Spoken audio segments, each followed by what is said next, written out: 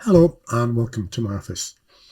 This seminar is the first in a series of four that are written for strategists in pharma, medtech and other life sciences industries, and each seminar addresses a strategically important question that industry executives will get asked by their bosses but quite often can't answer. And I'll explain in these seminars why that is and how we should answer it. In this seminar, I'm going to begin with that killer question that leaves many strategists lost for words. So if you think this is interesting, please do subscribe to my channel and share this with any colleague who's interested in strategy in our industry. And if you'd like the published article that goes with the seminar, then please get in touch. Similarly, if you'd like to know more about how my research would apply to your company, then let me know. So let me ask you to imagine yourself in a nightmare strategy review. Imagine that you're up there, you've presented a detailed, comprehensive analysis of your market, and then you've invited questions. The senior person in the room compliments you on your excellent presentation and has only one tiny little question. What do we know about our market that is useful, is valuable, and that our competitors do not know? Now, it is a tiny little question, but the simplicity of the question belies its power. And I've rarely seen convincing answers to this question. If you try to answer that question for yourself now, you'll probably realise how difficult it is.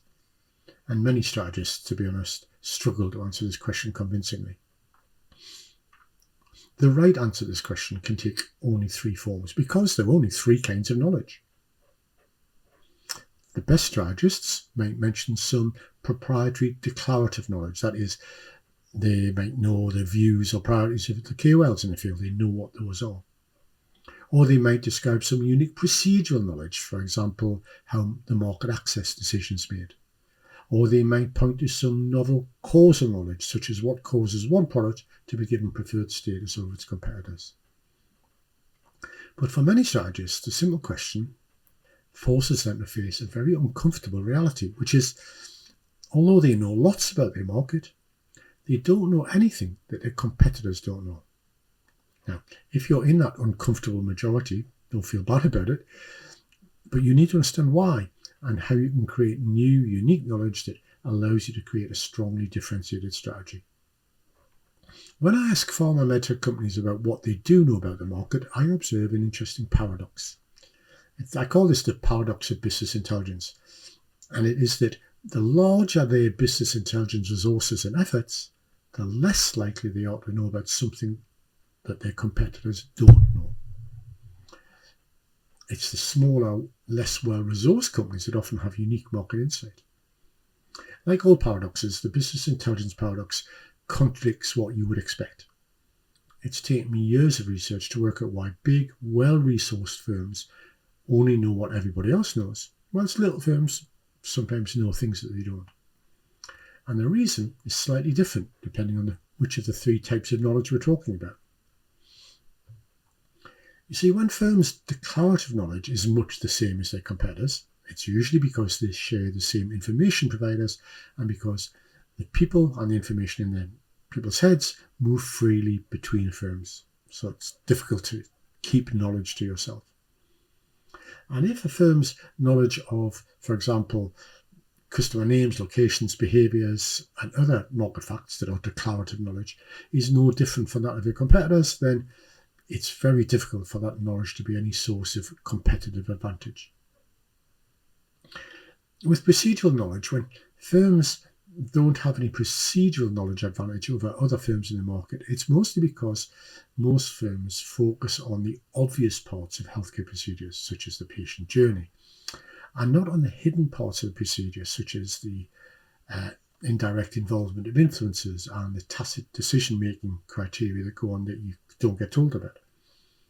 So, for example, when you share your understanding of how things happen in the market, procedural knowledge, with every other firm in the market, when you don't know anything that they don't know, you have very little chance of knowing something that could be the basis for differentiated strategy. The third kind of knowledge, causal knowledge, what makes things happen, is the most problematic of all.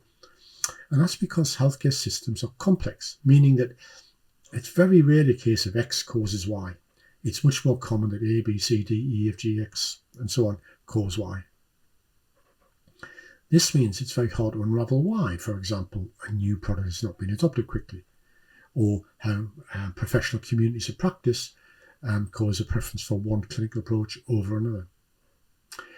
If your firm's causal knowledge is no different from that of your competitors, then again, it's very difficult for you to influence market behaviour in a way that creates competitive advantage.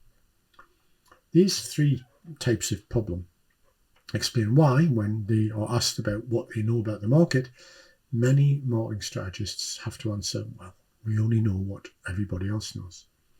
And since strategy is based on knowledge, if your knowledge is undifferentiated, then usually your strategy will be too. So let's talk about why this problem exists. In my research, I found that situation analysis, that's the slicing and dicing of information, is a pretty generic activity that is very similar in pretty much all companies. As a result of that similarity, this undifferentiated activity leads to the same sort of declarative, procedural, and causal knowledge in every company, especially if they're all buying the same information from the same information suppliers. That generic information processing does not, indeed cannot, create novel insights that nobody else has and that can form the basis of superior competitive strategy. In short, most firms do the same things to the same information to get the same knowledge, so they get the same strategy. Of course, this raises another obvious question. Some strategists can answer that simple little question and do know something that others don't. They can point to some combination of declarative or procedural or causal knowledge that is genuinely insightful, not known by any of the competitors, and on which can be built a distinctive strategy. So how do they do this? When I look at the firms that do know something important and valuable that their competitors don't know, I notice 4 distinct behaviours that mark them out from most firms. First, they differentiate, they distinguish between data analysis and knowledge management. That is, they still do the slicing and dicing that all firms do, but then they go further and they ask their business intelligence colleagues to provide declarative, procedural, and causal knowledge, not just data and information. Second, they resource and develop knowledge management processes that are designed to solve problems such that we've already mentioned, such as the accessibility of knowledge, the implicit procedures, and complex causality. There are many different kinds of knowledge management processes, but they always use one of 3 kinds of logic: inductive, deductive, abductive. Importantly, these knowledge management processes are always cross-functional, and they're never siloed just into business intelligence or marketing. And their most important characteristic is that they are designed to create new knowledge and not simply to crunch data.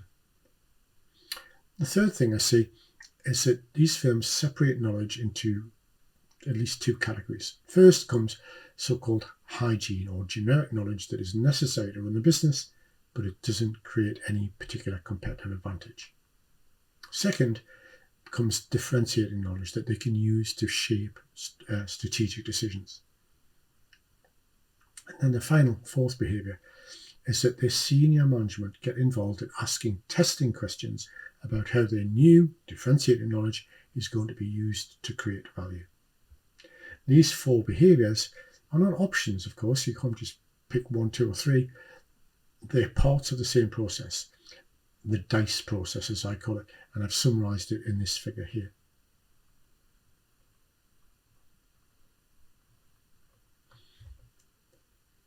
When senior leaders ask, what do we know about the market that our competitors don't know? They're asking a simple but very powerful question. Now, this question shouldn't surprise you.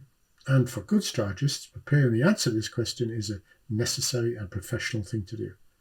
The DICE process that I've mentioned is a simple, practical summary of how the best strategists answer this question. If you want to know more about it, then please get in touch and I'll explain in more detail. In other seminars in the series, I'll talk about the other questions that follow on from this first question that might make your strategic review more valuable, more important. Thanks for joining the seminar. If you found it useful and worth your time, then please like, subscribe, and share with your colleagues who are also interested in strategy in our industry. If you'd like to read a supporting article, then get in touch and I'll gladly send you the PDF. If you'd like to browse through the 300, 400 now, I think, articles, papers, books I've written about industry, then take a look at my website. And if you'd like to know more about how my research can help you and your company and your competitive scenario, then let's set up a virtual coffee. I'd love to hear from you.